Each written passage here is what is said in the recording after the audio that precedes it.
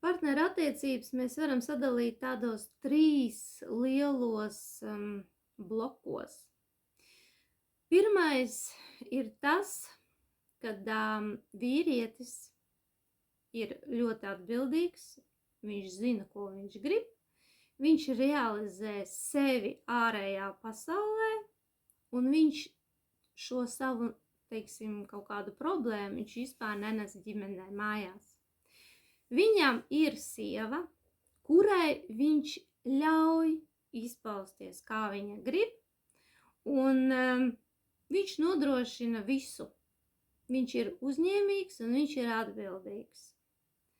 Un arī sieviete ir tā, kas stāv aiz vīrieša, un viņa ļauj būt viņam galvenajam.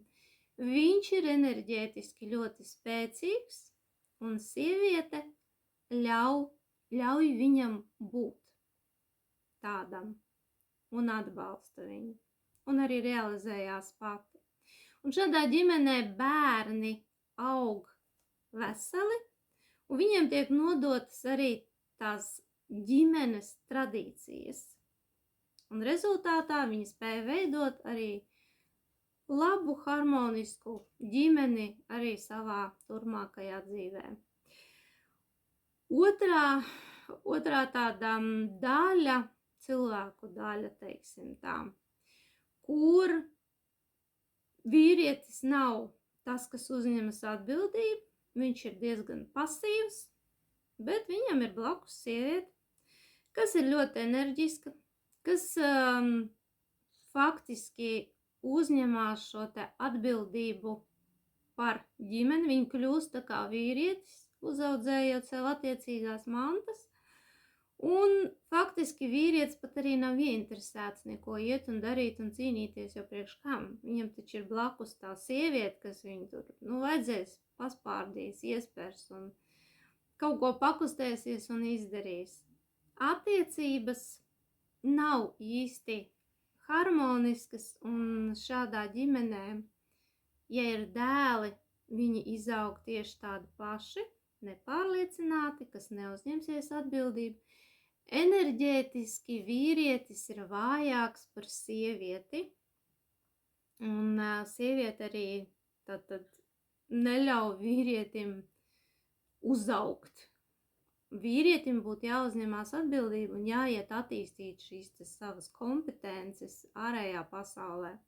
Bet viņš ir pasīvs, jo viņš ir audzis un viņš tā ir audzināts, un tāpēc viņam nav šīs tieksmes. Un trešā daļa ģimeņu ir tāda, kurās valda, teiksim tā, agresija. Ir agresija vai no vienas puses un pakļaušana un manipulācija un upura izdzīvošana tā tālāk, vai no otras puses. Un šajās ģimenēs, protams, daudz bērnu slimo, viņiem varbūt arī veidoties visādas ģenētiskas slimības, un tas, protams, arī tiek nodots bērniem. Un, lai mums ģimenē attiecības būtu harmoniskas, tātad mums ir jāzina, kas ir mūsu dzimšanas datos un kā mēs varam mainīt sevi, savu attieksmi, un faktiski cilvēkam dzīvē jāaug ir visu laiku, jo izaugsme nebeidzas ar skolas beigšanu, tā turpinās.